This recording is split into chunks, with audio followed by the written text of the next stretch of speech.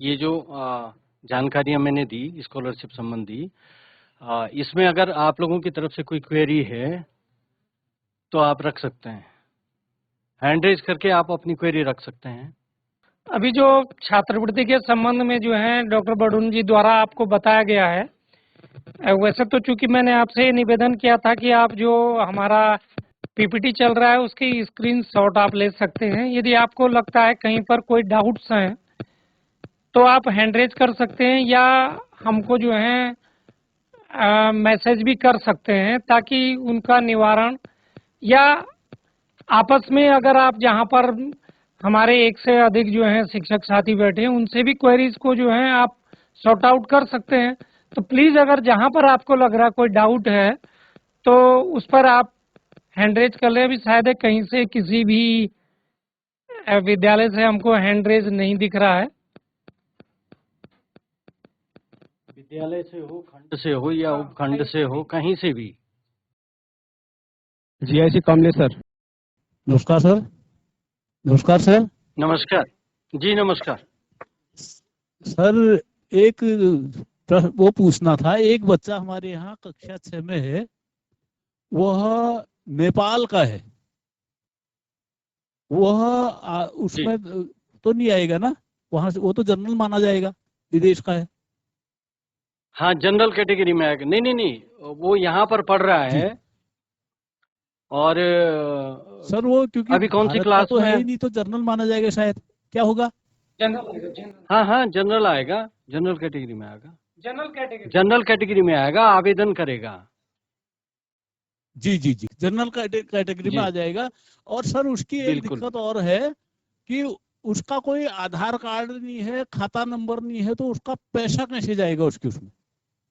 नहीं तो जहाँ पर आवश्यक होगा आधार, वहाँ पर तो फिर वो रुक जाएगा। वही तो वो आधार तो मैंडेटरी है।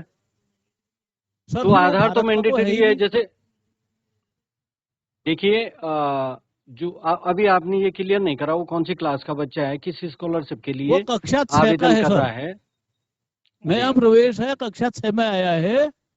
और अच्छा। वो क्योंकि भारत का है ही नहीं, तो आधार तो बनेगा नहीं उसका, बैंक खाता भी नहीं है उसका। हाँ, तो उसको कैसे लाभ मिलेंगे? सर इसके लाभ के बारे में ये है कि देखिए, माध्यमिक से जहाँ से डिसबर्समेंट होता है इसका, वहां से किस प्रकार की गाइडलाइंस आती हैं। जो बच्चे का चयन का आधार होता है, वहां पर आधार केवल नेशनल मींस का मेरिट को छोड़ करके और किसी में आधार जो है अभी तक मैंडेटरी नहीं किया गया है। केवल भारतीय हो, ये ऐसा है क्या? ऐसा नहीं है, ऐसा नहीं है। जो शासनादेश है हमारे, जैसे मान लिया उसका चयन होता है और उसको लाभ मिलता भी है, तो उसका तो खाता ही नहीं है यहाँ, कैसे उसको मिलेगा? ऐसा है, इसमें जो डिसबर्समेंट के लिए जो गाइडलाइंस हैं, एक्चुअली उसको हमारा माध्यमिक जो है जारी करता है।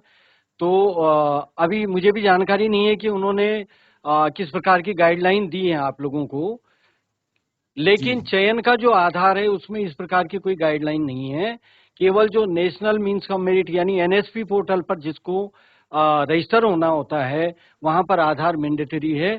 तो वहां पर वो बच्चा उस छात्रवृत्ति से वंचित रह जाएगा, वंचित हो जाएगा। ठीक, धन्यवाद। धन्यवाद।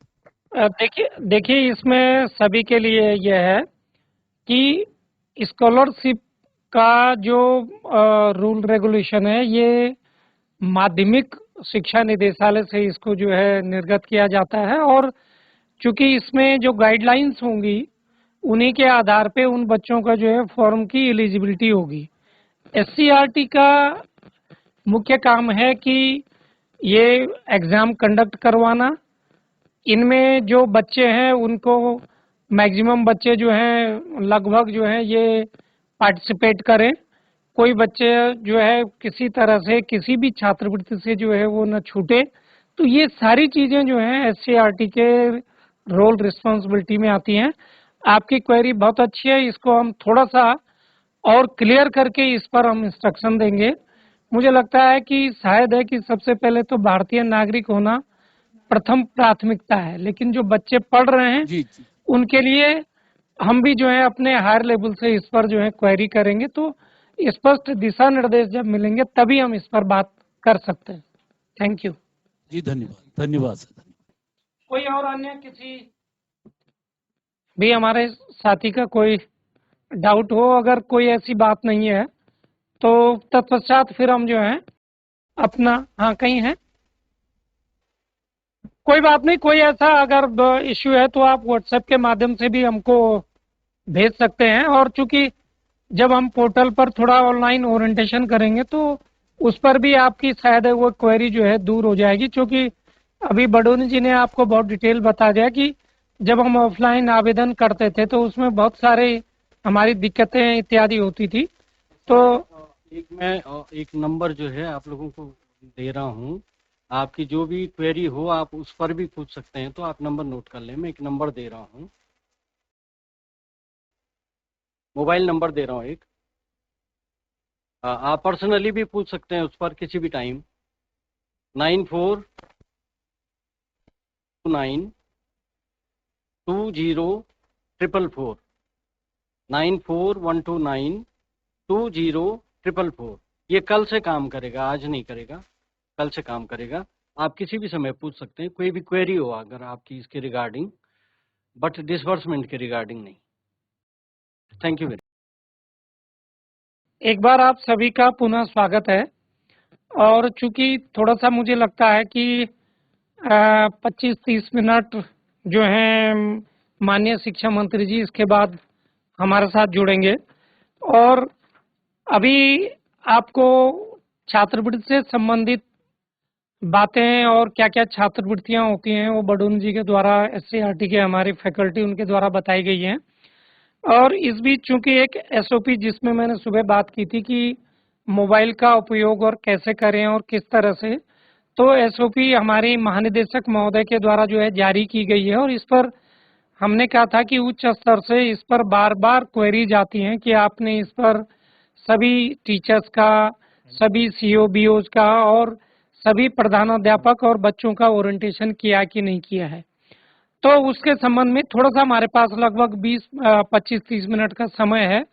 तो इस समय का सदुपयोग करते हुए हम इस समय हमारे साथ हमारी जो मनोविज्ञान प्रकोष्ठ की हमारी SCERT की फैकल्टी हैं प्रिया गुसाई, तो आपको यहाँ पर जो हमारी मोबाइल SOP है उसके बारे में आपसे बातचीत करेंगी।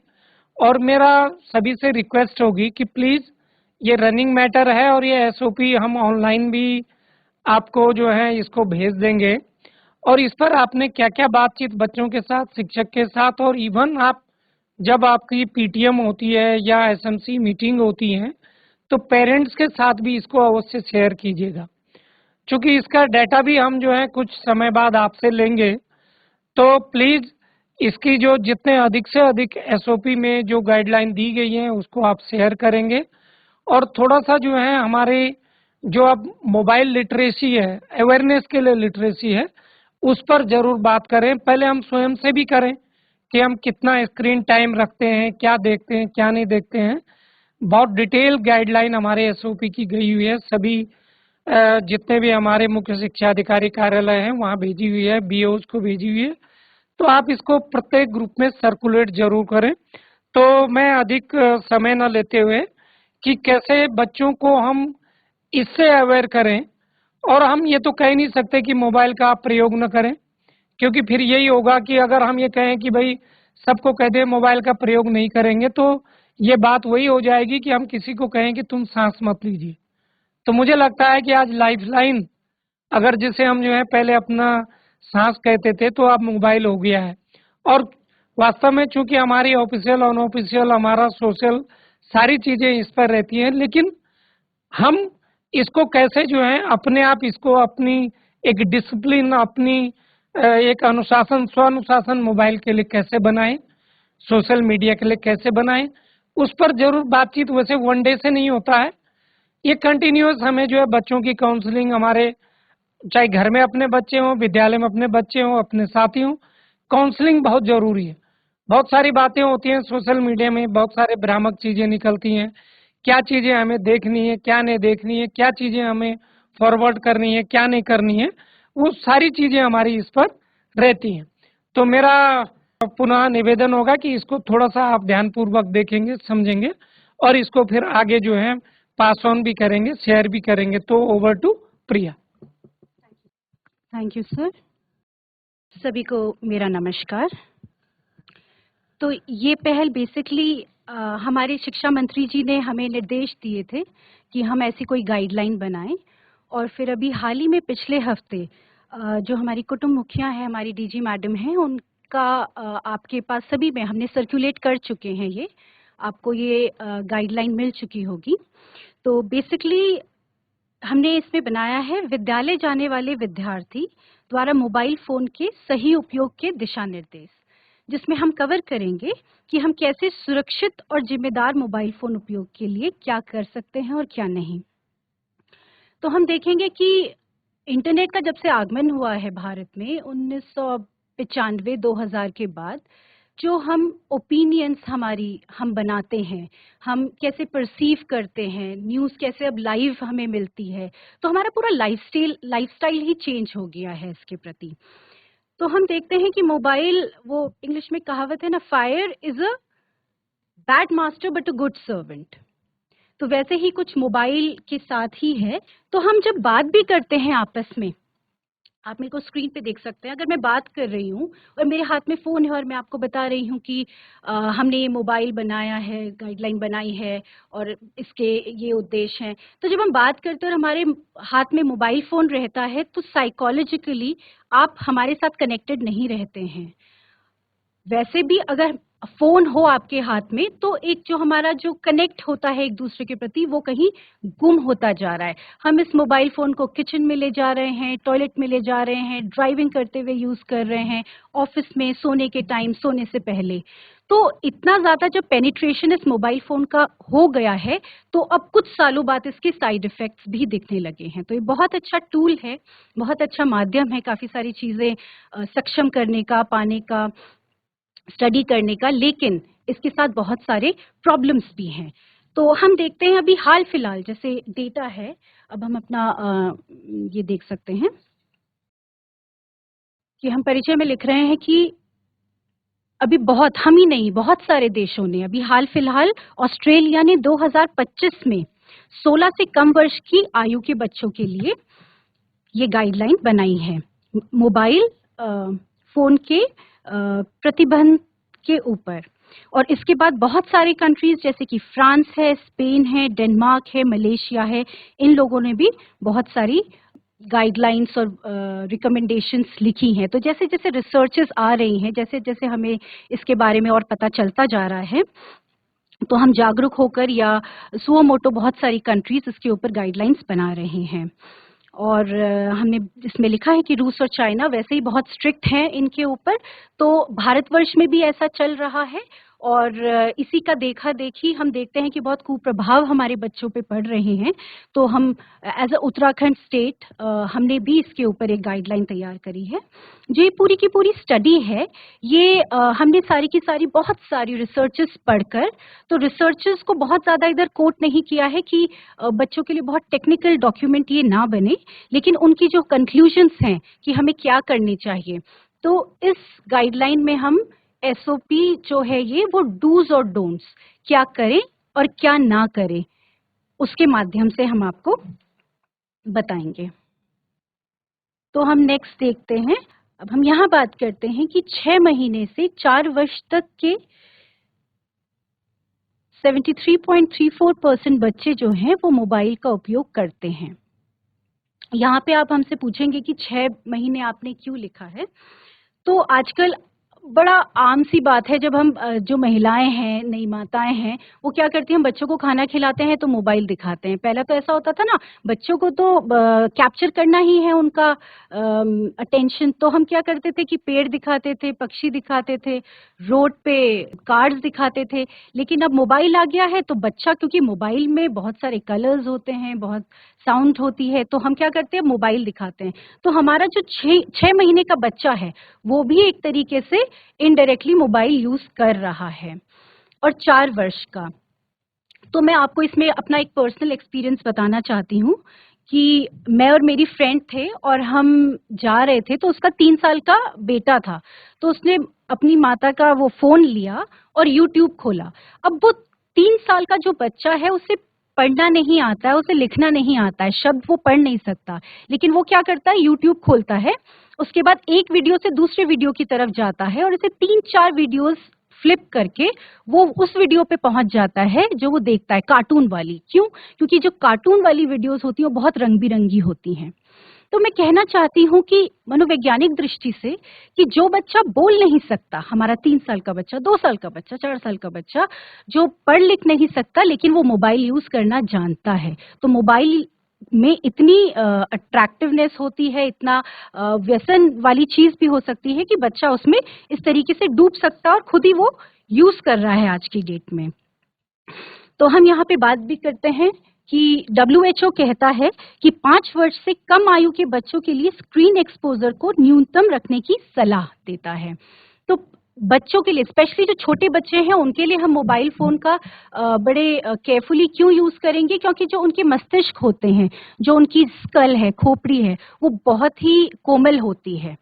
और जैसे कि हमें पता है जो हमारे ब्रेन सेल्स होते हैं, वो 18 साल तक की उम्र तक बन रहे होते हैं। तो वो जो उस नाजुक उम्र होती है जब आपका ब्रेन विकसित हो रहा होता है, वो उन बच्चों के लिए ज़्यादा खतरनाक है।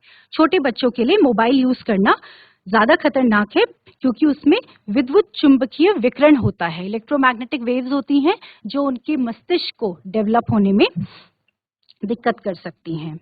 तो शारीरिक जो हमारा स्वास्थ्य है, हम रेडिएशन सुरक्षा की बात करते हैं अभी कि डूज़ में हम क्या फिर प्रिस्क्राइब करते हैं कि बच्चे लोग क्या करें, वो है स्पीकर मोड या वायर्ड हेडसेट का उपयोग करें। तो अभी बड़ा क्या दिखता है हमें कि पहले लोग वायर्ड सेट्स यूज़ किया करते थे, अब बड़े ब्लूटूथ हेडफ़ोन्स भी आ गए हैं, बट वो ब्लूटूथ हेडफ़ोन्स ज़्यादा हानिकारक हैं। तो अगर आप दोबारा से वायर्ड हेडसेट यूज़ कर सकें, वो ज़्यादा अच्छा है क्योंकि जब आप ब्लूटूथ यूज़ करते हैं, तो इलेक्ट्रोमैग्नेटिक वेव्स एम्प्लीफाई हो जाती हैं और वो ज़्यादा हार्मफुल रहती हैं दिमाग के लिए। फ़ोन को शरीर से दूर रखें, जेब में रखने के बजाय बैग में रखें। तो हमारी बड़ी आदत होती है कि या तो उन्हें पॉकेट्स में डालते हैं या फिर ऊपर की शर्ट की पॉकेट में होता है। तो एक तरफ तो क्या कहते हैं, ज़्यादा आपका जो ये हार्ट है वो एक्सपोज़्ड है फ्रंट पॉकेट की तरफ, जेनाइटल एरियाज़ आपके एक्सपोज़्ड हैं, तो उसकी वजह से इनफर्टिलिटी जैसी चीज़ें हो सकती हैं। बच्चों के लिए कॉल की अवधि सीमित रखें। तो आप अगर ऑब्वियसली ज़्यादा फ़ोन यूज़ करेंगे, तो ज़्यादा उसके दिक्कतें होंगी और जो कम अंतराल के लिए यूज़ करेंगे, तो वो ज़्यादा बेटर रहता है। कम एसएआर यानी कि स्पेसिफिक ऑब्जर्प्शन रेट फ़ोन वाले चुनें। तो हर फ़ोन के साथ एक मैंडेट है।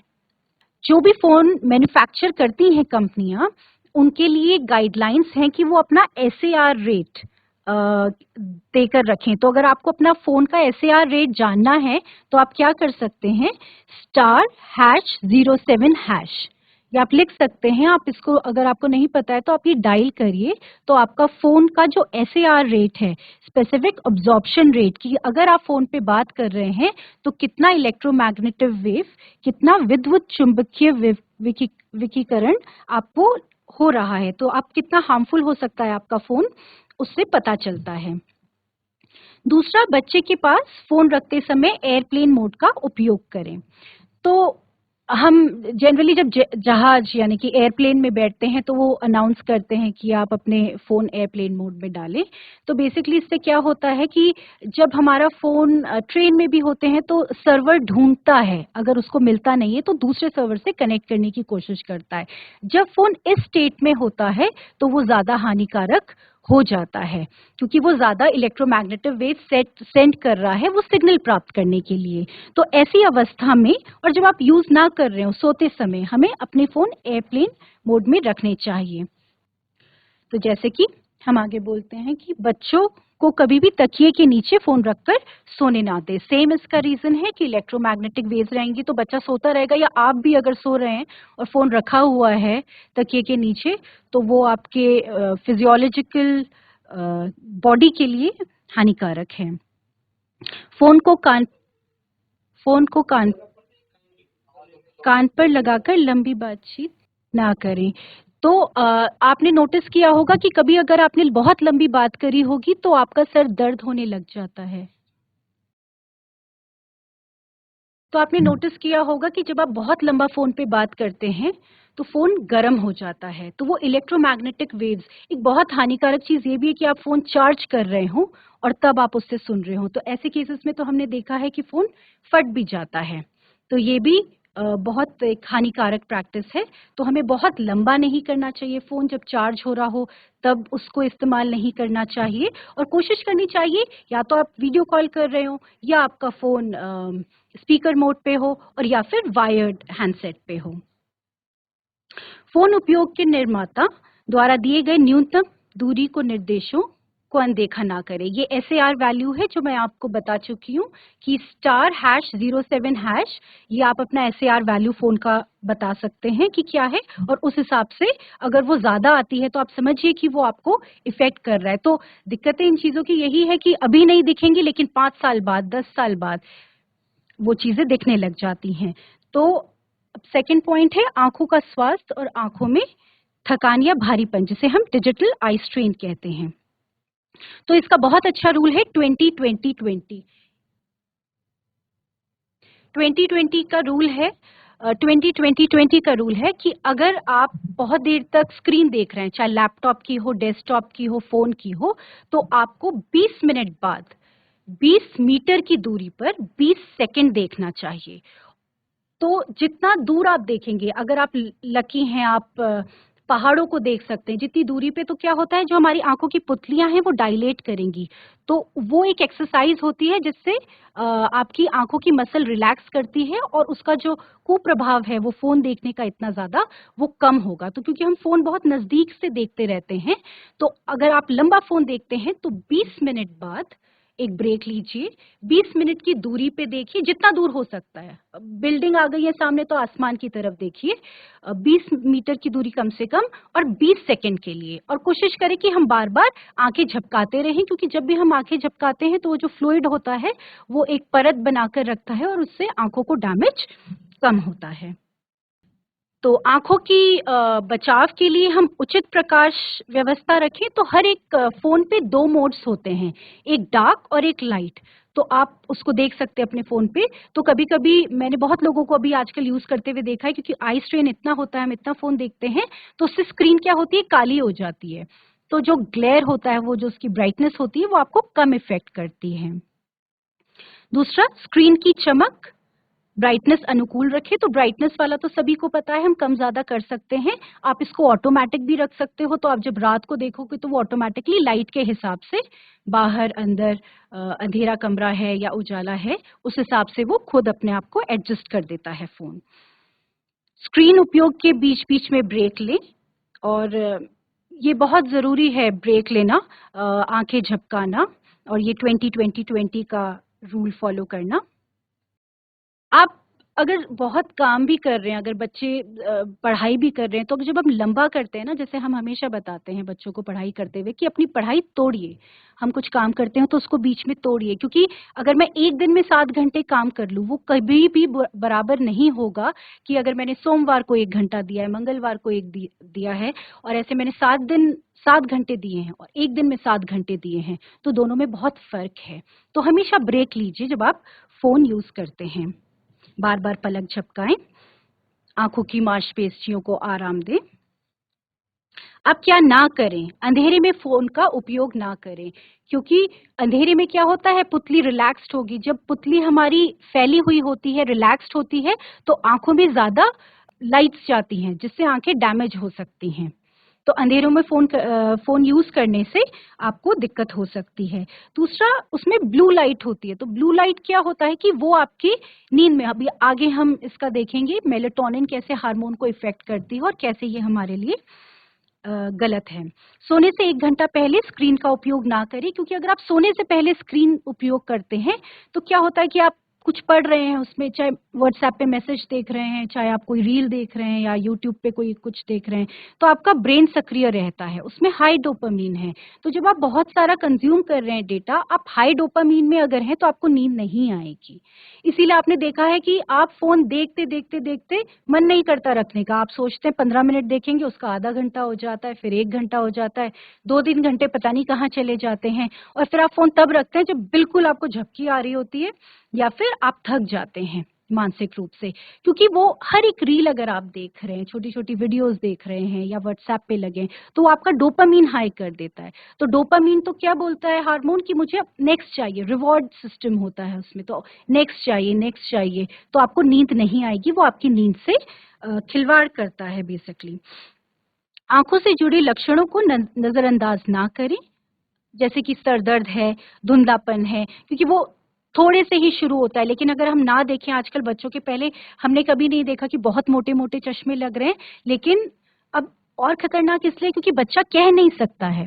अगर एक छोटा बच्चा है और उसको पीछे से ब्लैक बोर्ड नहीं दिख रहा है, हम जब उसमें भी बात करते हैं CWSN में कि हम बच्चों को अंकित करें, तो उनको पता ही नहीं होता है कि उनकी नजरें कमजोर हो चुकी हैं, क्योंकि वो मोबाइल फोन देख रहे हैं, या कोई भी कारण हो सकता है, पर मोबाइल फोन उनको और कमजोर कर सकती हैं। तो इसमें क्या है कि जो बच्चा है वो, उसके साथ अगर कभी भी छोटी छोटी दिक्कतें आ रही हैं तो आप नजरअंदाज ना करें, वरना अचानक ऐसा होता है कि बच्चे को मोटा चश्मा लग गया, क्योंकि उसको पहले पता ही नहीं चला, हम पहचान ही नहीं पाए कि बच्चे की नजरों को कुछ फर्क पड़ रहा था। फिर हम बात करते हैं नींद और जैविक घड़ी, सर्केडियन रिदम की। तो इसमें हम बात करेंगे उस मेलेटोनिन हार्मोन की।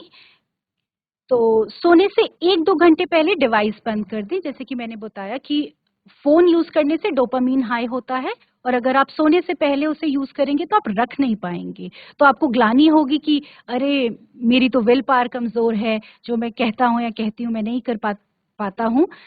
वो इसलिए क्योंकि वो डोपामीन से रिलेटेड है। डोपामीन हमारा ऐसा हार्मोन होता है जो हमें रिवॉर्ड देता है, हमें खुशी देता है। तो जब तक वो चलता रहेगा आप काम और रिलैक्स नहीं हो पाएंगे, आप काम नहीं हो पाएंगे तो आप कुछ भी कर ले, आपकी जो इच्छा शक्ति है उससे रिलेटेड, फिर ये तो हम भी महसूस करते हैं। तो बच्चों के लिए समझना, ये कॉन्सेप्ट समझना थोड़ा मुश्किल है। तो उनको लगता है हम तो नॉर्मली कर रहे हैं, उन्हें मजा आ रहा है, तो वो रोक नहीं पाते अपने आप। शाम को मोबाइल फोन प्रयोग करते समय ब्लू लाइट फिल्टर का उपयोग करें। तो ये जो ब्लू लाइट फिल्टर है, यही जो ब्लू लाइट है वो कारण होता है हमारा मेलेटोनिन सिक्रीशन को खराब करने के लिए। अगर ब्लू लाइट आपके फोन से आपको बॉडी में आ रहा है तो आपकी स्लीप साइकिल डेफिनेटली खराब होती है। इसके लिए अगर आपका बहुत ज्यादा काम है लैपटॉप या स्क्रीन्स पे भी करने का, तो उसके ऊपर स्क्रीन गार्ड्स आजकल ऐसे आते हैं जो ब्लू लाइट को फिल्टर करते हैं, और ऐसे चश्मे भी आते हैं जो ब्लू लाइट को फिल्टर करते हैं, तो आप वो भी इस्तेमाल कर सकते हैं। फोन के अंदर भी एक ब्लू लाइट फिल्टर होता है, तो आप उसको भी ऑन कर सकते हैं। टीवी में, फोन पे आजकल ये सुविधा प्राप्त है जिसमें आप ये ब्लू लाइट को फिल्टर कर सकते हैं। फोन मुक्त कमरे या कमरों में फोन मुक्त जोन रखिए। ये ज्यादा एक साइकोलॉजिकल रीजन है कि अगर आप, जैसे कहते हैं, अगर हम डाइट करने की कोशिश कर रहे हैं तो कहते हैं कि घर में वो सामान ही ना लाओ, अपनी विल पावर, अगर कोई चीज हम छोड़ने की कोशिश कर रहे हैं तो उसको खरीद के रखो ही मत अपनी विसिनिटी में। तो अगर आप फोन अपने आसपास नहीं रखेंगे, अगर आपने, जैसे कुछ लोग ये प्रैक्टिस करते हैं कि उन्होंने अपने स्टैंड बना रखे हैं, तो घर पे आते हैं तो स्टैंड में डाल देते हैं, अपने साथ साथ लेकर नहीं घूमते हैं। यही अगर एक प्रैक्टिस हम करते हैं तो इससे हमारी एक आदत बनती है, क्योंकि जो मुश्किल काम है वो हमारी बॉडी नहीं करती है, आसान है। अगर बगल में है और मैं बोर भी हो रही हूँ तो हमने देखा हम फोन पे लग जाते हैं, हमें कुछ समझ नहीं आ रहा है हम फोन देखने लग जाते हैं। हमें मतलब फोन हमारे लिए एक ऐसा साधन हो गया है टाइम पास या बोरियत का, जबकि ऐसा नहीं है। बोर हमें होना चाहिए। इसके आगे भी हम ये पॉइंट कवर करेंगे। नियमित नींद का समय बनाए रखें। जैसे कि मैंने आपको डोपामीन वाली चीज बताई थी कि आप डाउट करने लगेंगे कि हमारे अंदर इच्छा शक्ति कम है नींद को लेकर, पर ऐसा नहीं होता है। अगर हम डिसिप्लिन्ड रहें, अगर हम आदत से चलें, क्योंकि अगर आप सोएंगे, अगर आप कहते हैं ना 9-10 बजे के बाद अगर नहीं सोए तो फिर 11 बजे के बाद नींद नहीं आती, 12 बजे के बाद नींद नहीं आती, तो वो तो लेना उसका देना डोपामीन सिस्टम से है। लेकिन अगर हम डिसिप्लिन्ड रहकर, अगर हमारा समय है कि हम 9 बजे, बच्चा 9 बजे सो रहा है, 10 बजे सो रहा है, उस बजे सो जाए, तो आप ज़्यादा नियमित रह सकेंगे अपने फ़ोन यूज़ में। हमें पता नहीं चलता है, लेकिन ये छोटी-छोटी आदतें ही फिर आगे हमारी लाइफ़स्टाइल बन जाती है, कंडीशनिंग हो जाती है और हम उसमें चले जाते हैं। और स्लीप तो आप मानिए, अब हम सब महसूस करते हैं कि हम बहुत ज़्यादा री-एनर्जाइज़ इसी चीज़ से होते हैं। तो अगर किसी दिन आपने जो हमारी ये जो स्लीप होती है, आप जब सोने वाले होते हैं तो मेलाटोनिन आपके अंदर आता है, तभी नींद आती है।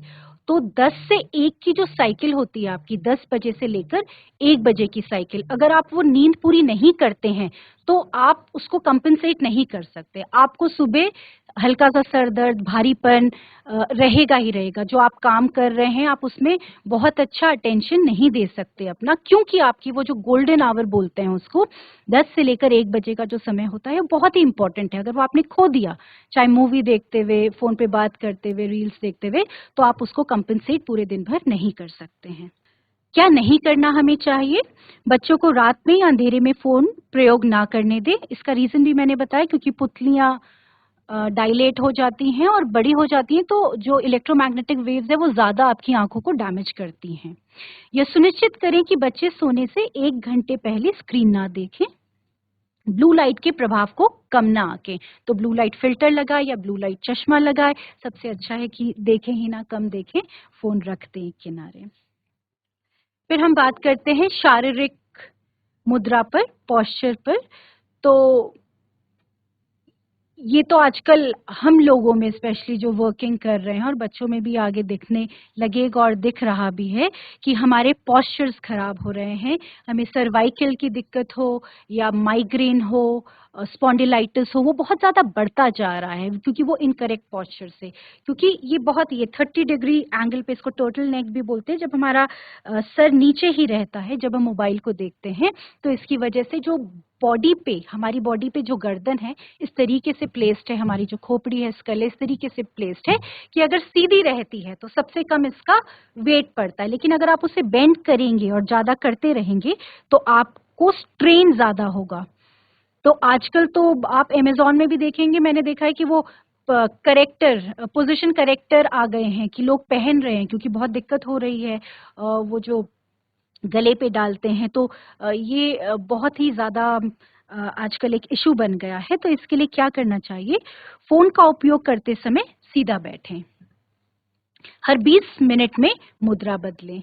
और जैसे कि मैंने वो 20-20-20 का रूल कहा है कि आप हमेशा ब्रेक लें, कंटिन्यूअसली ना, मतलब आपका जब आप फ़ोन देख रहे हो तो तब आपका ध्यान हटना नहीं चाहिए जब दर्द होना शुरू हो गया है। दर्द से पहले ही आपको वो ब्रेक ले लेना चाहिए। वो तो क्राइसिस है, बॉडी चिल्ला रही है कि मतलब अब हट जाइए, अपना पोस्चर सीधा करिए या वॉक करिए, थोड़ा घूमिए, क्योंकि हम बहुत ज़्यादा काउच पोटैटो बोलते हैं, जैसे कि अपनी सीट पे बस फ़ोन देखते रहते हैं या लेटे हुए आजकल बच्चे यूट्यूब देखते रहते हैं, तो वो ना करें।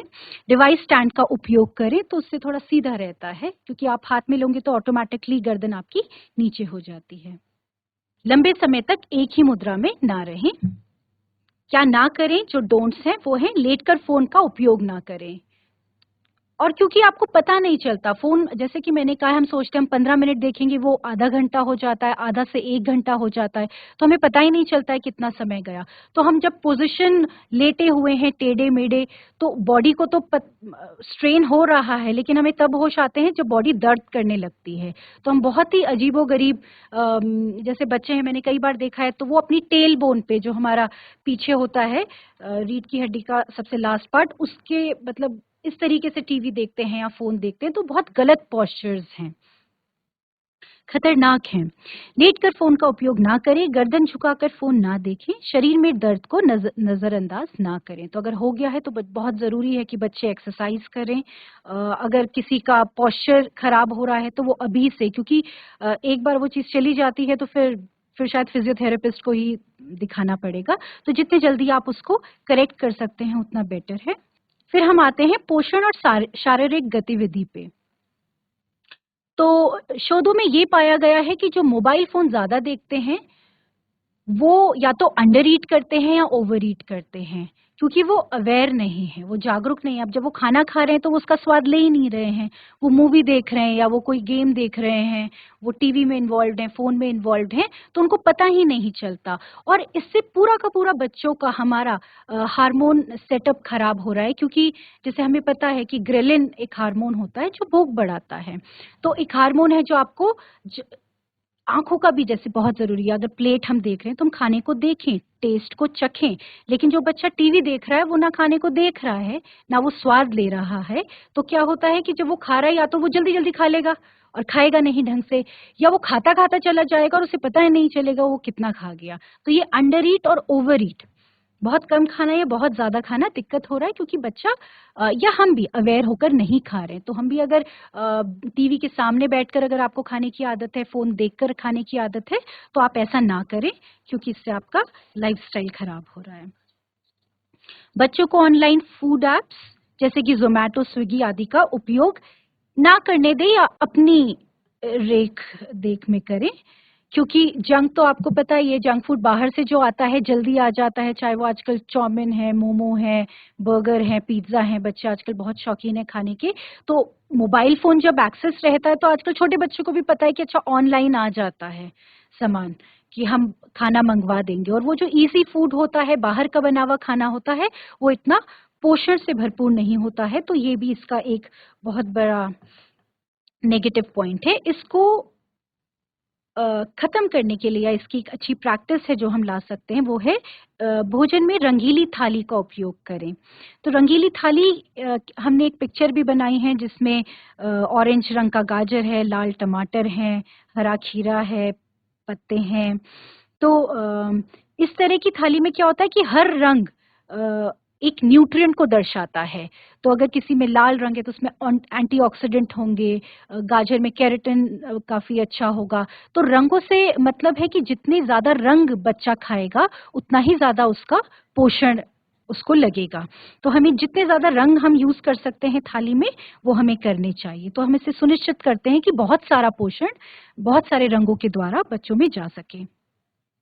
खाली कैलोरी वाले भोजन से बचें। अब खाली कैलोरी क्या होती है कि जैसे हमने इसमें एग्जाम्पल दे रखा है फ्रेंच फ्राइज़। तो जो फ्रेंच फ्राइज़ होती है उसमें इतना गुण नहीं होता है ना? कभी आप अगर कोई मठरी खा रहे हैं तो मैदा है और तला हुआ है, तो उसमें इतना गुण नहीं, आपको न्यूट्रिएंट नहीं मिलेगा उसमें, कार्ब है और फैट है। तो इसमें क्या होता है, जो आपके माइक्रो न्यूट्रिएंट होते हैं, बहुत इंपॉर्टेंट विटामिन्स होते हैं, मिनरल्स होते हैं, वो बॉडी में नहीं जा पाते हैं। तो बच्चा उन्हें खाकर फुल तो हो जाएगा, उसका पेट भर जाएगा, बल्कि उसे मज़ा आ जाएगा, क्योंकि वो तो जंक फूड है। उसमें ऐसे केमिकल्स भी हैं जो उसको बहुत हाई देते हैं। उसमें शुगर ज़्यादा है, सॉल्ट ज़्यादा है, तो सबको बहुत अच्छा लगता है खाने में, लेकिन न्यूट्रिशन नहीं है। तो अगर न्यूट्रिशन नहीं होगा और वो पेट भर रहा है, तो हम उसको बोलते हैं खाली कैलोरी वाले भोजन। तो इस तरीके से हम ज़्यादा खाली कैलोरी कंज़्यूम कर रहे हैं आजकल की डेट में बच्चे, और पोषण वाला खाना नहीं खा रहे हैं। प्रतिदिन 7 मिनट मध्यम उच्च शारीरिक गतिविधि करें जिसमें आपका पसीना आए। तो ये बॉडी को डिटॉक्स करने का बहुत अच्छा वो है, माध्यम है, जो कि है एक्सरसाइज। तो WHO कहता है कि कम से कम बच्चे 1 घंटा बाहर जाकर खेलें, अंदर नहीं, बाहर जाकर खेलें, जिसमें कम से कम उनको 1 लेयर जो है बॉडी में पसीना आए। तो पसीने से क्या है, जो हमारे अंदर के कुछ टॉक्सिन्स जो हम कर लेते हैं एकत्रित, वो निकल सकते हैं, बच्चा फ्रेश हो जाएगा। बच्चा जब खेलता है तो उसके अंदर अच्छे हार्मोन जैसे एंडोर्फिन्स हैं, वो सब भी सिक्रीट होते हैं। तो इस वजह से वो कहते हैं ना, fit body in a fit mind in a fit body, तो वो चीज़ रहती है। तो शारीरिक कारण भी बहुत ज़रूरी है, क्योंकि आजकल बच्चे ज़्यादा नहीं खेल रहे हैं बाहर, इस वजह से वो ज़्यादा फ़ोन पे खेलते हैं। मतलब आजकल खेलना हो गया वीडियो गेम्स या टीवी देखना, तो वो जो बाहर की जो पहले एक्टिविटीज़ होती थी वो नहीं हो रही हैं। तो ये वापस लाई जाए, जिससे कि ऑटोमैटिकली जब वो ऐसा करेंगे तो फ़ोन यूज़ कम हो जाएगा।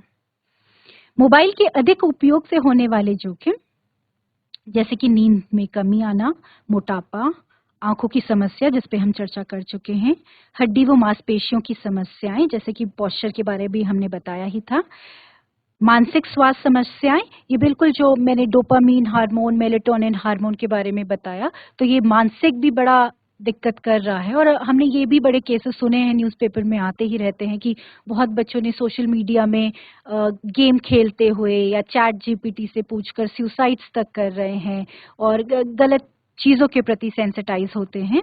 तो मानसिक स्वास्थ्य भी बहुत इम्पोर्टेंट है। कम शारीरिक गतिविधि, पोषण की कमी और भविष्य में एनसीडी जो कि गैर संचारी रोग का जोखिम बढ़ाना है, जैसे कि फ़ोन में जो ज़्यादा रहते हैं, बाहर नहीं जाते हैं ऑटोमेटिकली, तो आजकल ओबेसिटी के हम शिकार हो रहे हैं। शुगर आजकल लोगों में बहुत ज़्यादा हो रही है। तो उसका कारण यही है क्योंकि जो समय हम पहले सोशलाइज़ करने में, बच्चे बाहर खेलने में लगाते थे, वो अब हम घर पे फ़ोन के ज़रिए, मतलब व्हाट्सएप में ही सोशलाइज़ हो जाता है, फ़ोन के माध्यम से ही हो जाता है। तो इस वजह से हमारे लाइफस्टाइल एनसीडी, मतलब आज की डेट में जो नॉन कम्युनिकेबल डिजीज है वो इंसानों को ज़्यादा मार रही है बजाय कि नॉर्मल जो डिजीजेस होती हैं। क्या करें? उम्र के अनुसार मोबाइल उपयोग की अनुमति दें। तो हम बिल्कुल, जैसे कि बिजलवान सर ने भी कहा था कि वो तो सांस लेने की तरह है। तो जैसे जैसे दुनिया प्रोग्रेसिव हो रही है, चीज़ें अब मोबाइल पे आ रही है, अब पता नहीं क्या चीज़ें नेक्स्ट आती हैं। एआई बहुत स्मार्ट होता जा रहा है। तो अभी हम जीआई, आर्टिफिशियल जनरल इंटेलिजेंस की बात करते हैं। हमारे सामने अब आर्टिफिशियल सुपर इंटेलिजेंस भी आएगी। तो वो तो हमारा फ्यूचर है, तो हम उससे नकार नहीं सकते कि वो एग्जिस्ट नहीं करता। लेकिन अब जैसे बच्चे हैं, ऑनलाइन क्लासेस होती हैं, मटेरियल होते हैं, बहुत सारे पॉडकास्ट होते हैं, वो भी ज़रूरी है। तो जिम्मेदारी के साथ देखें, बड़ों की रेख देख में देखें। मोबाइल फ़ोन के उपयोग समय की निगरानी करें।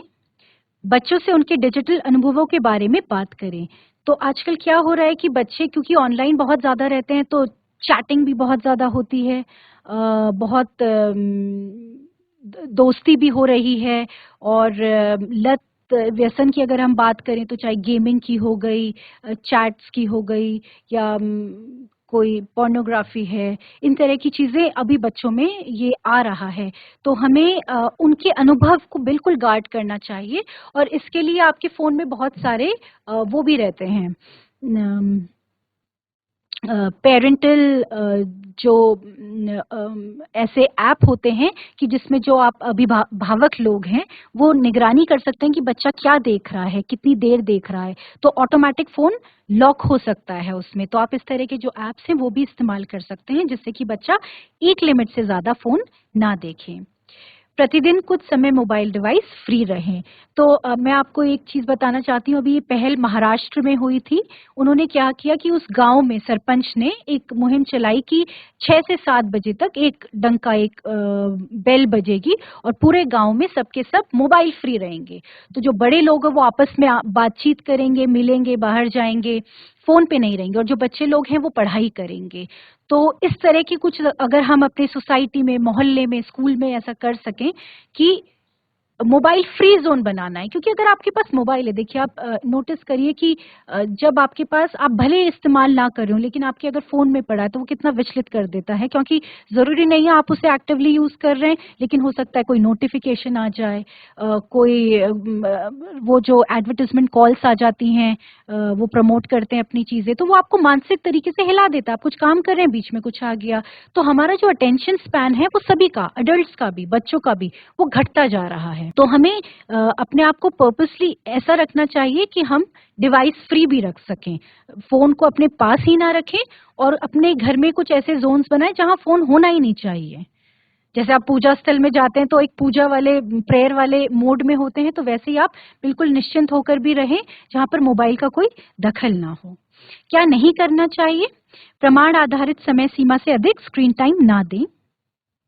इसीलिए हमने इस गाइडलाइन में कोई समय सीमा नहीं दी है आपको, क्योंकि बच्चे ग्रोइंग स्टेज में हैं। तो जो एक फर्स्ट क्लास का बच्चा है, सेकंड क्लास का बच्चा है, थर्ड क्लास का बच्चा है, वो तो ऑनलाइन पढ़ाई नहीं कर रहा है। तो जो 6th 7th या हायर क्लासेस हैं, 11th 12th हैं, वो देख सकते हैं। तो क्योंकि सबकी क्लास अलग है, उनका एक्सपेक्टेशंस अलग हैं फ़ोन से, तो इसमें इसीलिए हमने कोई समय सीमा नहीं बांधी है। तो आप टीचर्स या अभिभावक लोग इसको अपने हिसाब से रख सकते हैं। स्क्रीन को केवल पुरस्कार या दंड का साधन ना बनाएं। तो ये बिल्कुल ऐसा नहीं होना चाहिए कि कुछ आप खुश हो गए या आप बातें कर रहे हैं, वो आपको डिस्टर्ब कर रहा है बच्चा, तो आपने फ़ोन दे दिया। तो फिर बच्चे को पता चल जाता है, तो वो रीइंफोर्स, जैसे कि मैंने वो कहानी सुनाई अभी कि वो जो बच्चा था वो पढ़ना लिखना नहीं जानता, लेकिन एक वीडियो से दूसरे वीडियो में जाकर वो अपना चैनल लगाना जानता है। तो हम इसको रिवॉर्ड या पनिशमेंट का माध्यम ना बनाएं। छुट्टियों में अनियंत्रित फोन उपयोग ना दें, क्योंकि लत भी यहीं से शुरू होती है कि जब हम अपने आप को नियंत्रित नहीं कर पाते। और बोरियत को नजरअंदाज ना करें। तो आजकल के जो बच्चे हैं और हम भी शामिल हैं उसमें, हम लोग अब बोरियत नहीं, हम अकेले नहीं बैठ सकते, हम बहुत जल्दी बोर हो जाते हैं। हम कहीं पे भी खड़े हैं, हम शादी में गए हैं, किसी मीटिंग में हैं, कुछ हो नहीं रहा है तो हम फट फोन देख लेते हैं। तो हम अपने साथ अकेले बैठ नहीं पा रहे हैं। और वो जो चिंतावान बुद्धिजीवी जो जैसे पहले होते थे, जो चिंतन करते थे, वो चिंतन मिट गया है जीवन से, क्योंकि मोबाइल फोन्स आ गए हैं। और हम बहुत ज्यादा बाहरी, क्योंकि अब आप हर चीज देख रहे हैं, तो आप सोचने का समय कब निकालेंगे? तो हमें नहीं मिल रहा है, क्योंकि अब हम क्या है, सारा जो मटेरियल इन्फॉर्मेशन बाहर से लिए जा रहे हैं, पर उसकी प्रोसेसिंग नहीं हो रहा है। तो इसलिए वो जो भारीपन आ रहा है, क्योंकि हम प्रोसेस ही नहीं कर पाते हैं। आजकल तो इन्फॉर्मेशन ओवरलोड का जमाना आ गया है। तो अब ये नहीं है कि इन्फॉर्मेशन आपके पास नहीं है, अब तो ज्यादा इन्फॉर्मेशन फैल रही है। तो अब हमें बहुत जरूरी है कि हम बहुत ही संयमिता से, ये जो बोरियत वाला जो कॉन्सेप्ट है, ये मानसिक विकास के लिए बहुत जरूरी है कि हम अपने आप में भी रहें और बोर होना सीखें। बोर होना बहुत जरूरी है। तो इसके बाद हम साइबर बुलिंग पे बात करेंगे, और साइबर बुलिंग का सेशन बिजलवान सर हमारे साथ लेंगे। अगर किसी के कोई क्वेश्चन है इतनी देर में, जब तक बिजलवान सर हमें ज्वाइन करते हैं, तो वो पूछ सकते हैं। बाकी आप जरूर ये जो *#07# है, उससे SAR वैल्यू जरूर निकालिएगा अपने फोन की, कि वो फोन आपकी बॉडी के लिए कितना हानिकारक है, कितना नहीं। और बहुत सारी एप्स भी आती हैं जो आपको आपका यूसेज बताती हैं फोन का, कि आपने कितना फोन कहाँ इस्तेमाल किया है, क्योंकि हमें पता नहीं चलता। बहुत आश्चर्य में, अगर आप यूज करते हैं ज्यादा व्हाट्सएप या कोई इंस्टाग्राम या ट्विटर या कुछ भी, आप बहुत आश्चर्यचकित होंगे जब आपको अपना रियल डेटा पता चलेगा कि आप कितने मिनट नहीं, कितने घंटे उसमें व्यतीत कर रहे हैं। क्योंकि जब हम एडिक्शन में चले जाते हैं, वो लाइफस्टाइल, वो कंडीशनिंग कब होती है, हमारी आदत कब बनती है, हमें पता ही नहीं चलता। तो बहुत जरूरी है कि आप नोट करिए। समय हमारी एक कुंजी ही है, तो आप नोट करिए कि कितना समय आप किस ऐप में लगा रहे हैं, किस चैनल पे लगा रहे हैं, फोन के साथ क्या कर रहे हैं। वो एक आग की तरह कि हम उसे, वो हमारा सर्वेंट है या मास्टर है, हम उससे काम ले रहे हैं कि हम उसके उसमें जा रहे हैं। क्योंकि यहाँ मैं कहना चाहूंगी, जो AI है, अब आपको जैसे पता ही है कि बहुत सारे एडवर्टाइजमेंट्स होते हैं। तो AI आजकल अलॉग्रिथम की तरह काम करता है।